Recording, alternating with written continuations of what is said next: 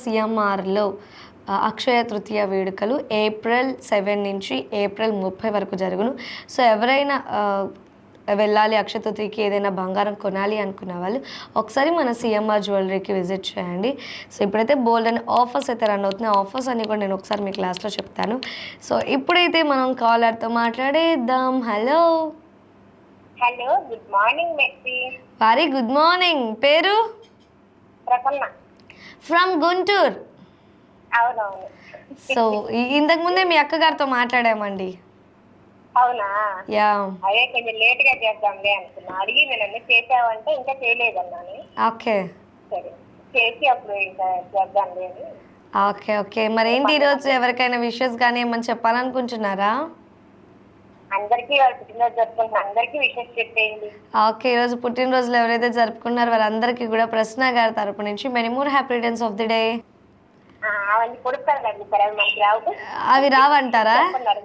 అది పొడుపు కథ కూడా కాదండి, అది కొంచెం డిఫరెంట్గా ఉంది. మనం ఇప్పుడు ఎగ్జామ్స్లో వాటిల్లో ఒక సెంటెన్స్ ఇచ్చి డిస్క్రైబ్ దిస్ అని చెప్పిస్తారు కదా, అంటే దాన్ని ఎక్స్ప్లెయిన్ టైప్లో. సో ఆ టైప్లోనే అడిగారు అనమాట. నాకేం అర్థం కాలేదు లిటరలీ. అది మీకు ఏమైనా తెలిసేమో, మీరు అన్ని ఆన్సర్స్ క్వశ్చన్స్ ఆన్సర్స్కి ఇలా ఆన్సర్ చెప్పేస్తారు కాబట్టి మేబీ మీరు చెప్పొచ్చేమో అని అనుకుంటున్నాను. ఎగ్జాక్ట్లీ, నేను అదే అనేది. క్వశ్చన్ అంటే ఒక కవి అడిగారు, సో ఎవరైనా ఆన్సర్ చెప్తారేమో చూడండి, నేను లాస్ట్లో చెప్తాను అన్నారు. నేను ఇది వినగానే ఒక సెంటెన్స్ ఇచ్చి మనకి స్కూల్స్ టైమ్స్లో వాటిల్లో దీన్ని ఎక్స్ప్లెయిన్ చేయండి, దీని మీనింగ్ అని అంటే మనం సందర్భాన్ని అలా పెట్టి ఎక్స్ప్లెయిన్ చేస్తూ ఉంటాం కదా. సో అలాగే ఉంది. బట్ లెట్స్ సీ ఆమె ఆన్సర్ ఏం చెప్తారో చూడాలి. మీ దగ్గర ఏమైనా ఉన్నాయి క్వశ్చన్స్? ఓకే, నేను అడగనా మరి?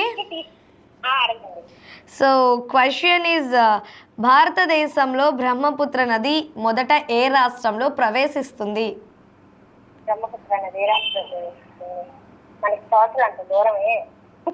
అవునా అవునా అంటున్నా. కర్నూలా? Wrong answer. Okay okay, no problem. ఇది కూడా సోషల్ అనుకుంటా. బంగ్లాదేశ్లో గంగా నదిని ఏమని పిలుస్తారు?